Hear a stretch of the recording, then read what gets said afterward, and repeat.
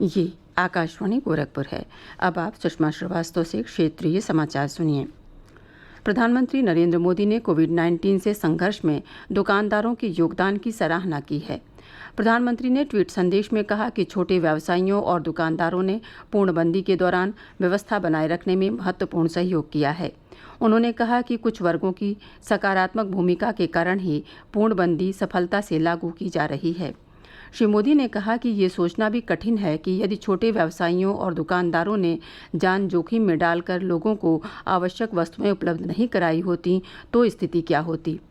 प्रधानमंत्री ने कहा कि देश राष्ट्र के प्रति दुकानदारों की सेवा हमेशा याद रखेगा। गृह मंत्रालय ने राज्यों और केंद्र शासित प्रदेशों से कोविड-19 के खिलाफ लड़ाई में पूर्णबंदी के संशोधित दिशा निर्देशों को बिना कोई बदलाव किए कड़ाई से पालन करने का आग्रह किया है।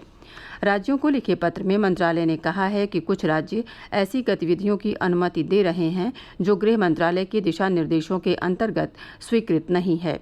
गृह मंत्रालय के प्रवक्ता ने कहा है कि पूर्णबंदी के दिशा निर्देशों के उल्लंघन की खबरें मिली हैं जिनसे कोविड-19 का फैलाव हो सकता है और जो जन स्वास्थ्य के लिए गंभीर खतरा है।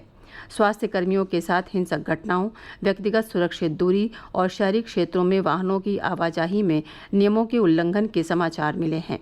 मध्य प्रदेश के इंदौर, महाराष्ट्र के मुंबई और पुणे, राजस्थान के जयपुर और पश्चिम बंगाल में कोलकाता, हावड़ा, पूर्वी मेदिनीपुर, उत्तरी 24 परगना, दार्जिलिंग, कलिंगपोंग और जलपाईगुड़ी में स्थिति काफ़ी गंभीर है।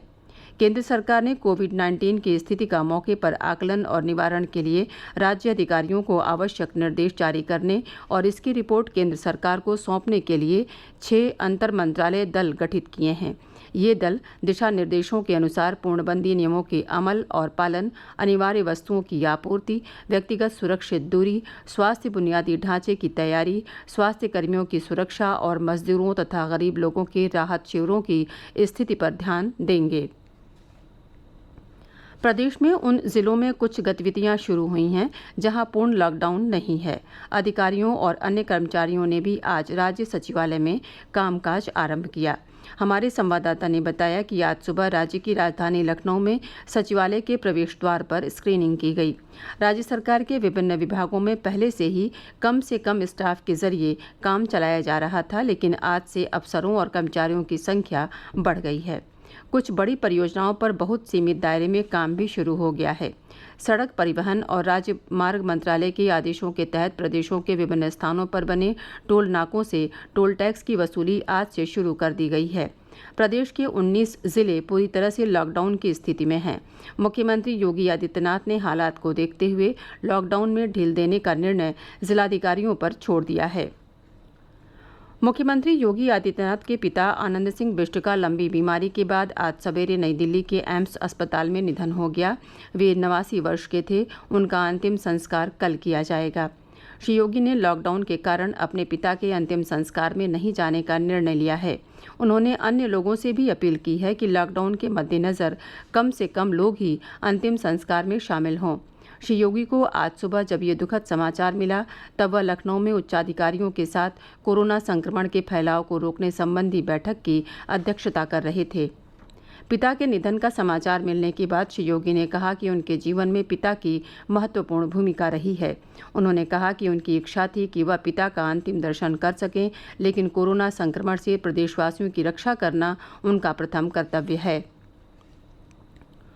प्रधानमंत्री नरेंद्र मोदी आगामी 26 अप्रैल को आकाशवाणी से मन की बात कार्यक्रम में देश विदेश के लोगों के साथ अपने विचार साझा करेंगे। इस कार्यक्रम की ये 64वीं कड़ी होगी। प्रधानमंत्री ने इस कड़ी के लिए लोगों से विषय सुझाने को कहा है। प्रदेश में कल आकाशीय बिजली गिरने से 13 लोगों की मृत्यु हो गई और 16 अन्य झुलस गए। देवरिया में 7, गोरखपुर में 3, अंबेडकर नगर में 2 और कुशीनगर में 1 व्यक्ति की मृत्यु हुई है। प्राकृतिक आपदा की इन घटनाओं में पशुहानि के भी समाचार हैं। मुख्यमंत्री योगी आदित्यनाथ ने जनहानि पर शोक व्यक्त करते हुए दिवंगत हुए लोगों के परिजनों को तत्काल सहायता राशि उपलब्ध कराने के जिलाधिकारियों को निर्देश दिए हैं। बस्ती, पीलीभीत और बदायूं सहित कई जिलों में आज भी तेज हवाओं और गरज चमक के साथ वर्षा के समाचार हैं। अब से थोड़ी देर पहले गोरखपुर और उसके आसपास के क्षेत्रों में तेज आंधी के साथ वर्षा हुई। बेमौसम बारिश से गेहूं की कटाई प्रभावित होने और फसल को नुकसान पहुंचने की आशंका जताई जा रही है। इसके साथ ही क्षेत्रीय समाचारों का ये बुलेटिन समाप्त हुआ। नमस्कार।